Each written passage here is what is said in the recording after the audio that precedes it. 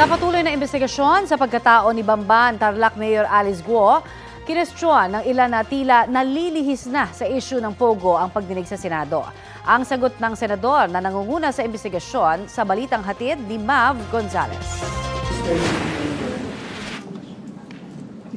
Sa gitna ng mga tanong tungkol sa pagkakakilanlan ni Bamban Mayor Alice Guo, nangangalap ngayon ang Office of the Solicitor General ng mga dokumento.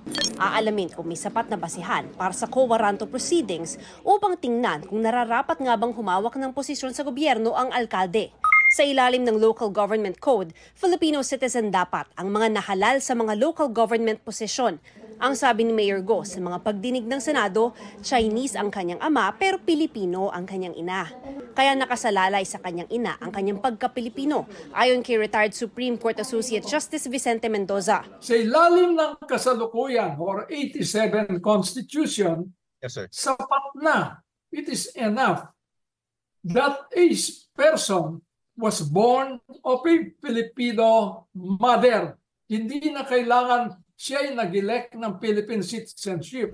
Una naman ni Senate Minority Leader Coco Pimentel, bakit naging tungkol kay Guo ang pagdinig na dapat daw ay ibalik sa Pogo? Ang usapin naman sa yaman at buwis, pwede aniyang idaan sa Solgen. Gayon din ang question sa kanyang citizenship. Kung posibleng katiwalian naman, ombudsman ang dapat umanong tumalakay.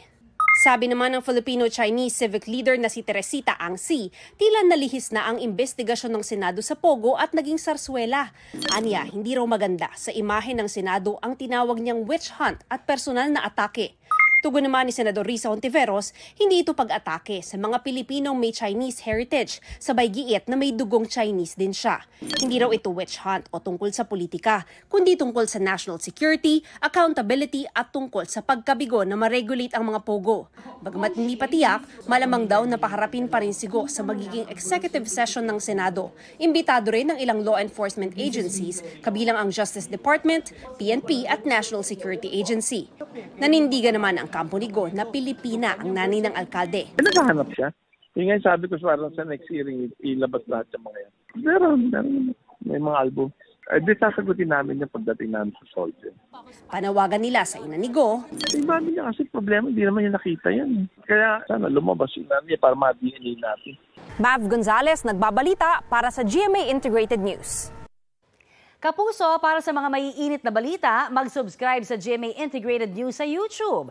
Sa mga kapuso naman abroad, subaybayan nyo kami sa GMA Pinoy TV at sa www.gmanews.tv.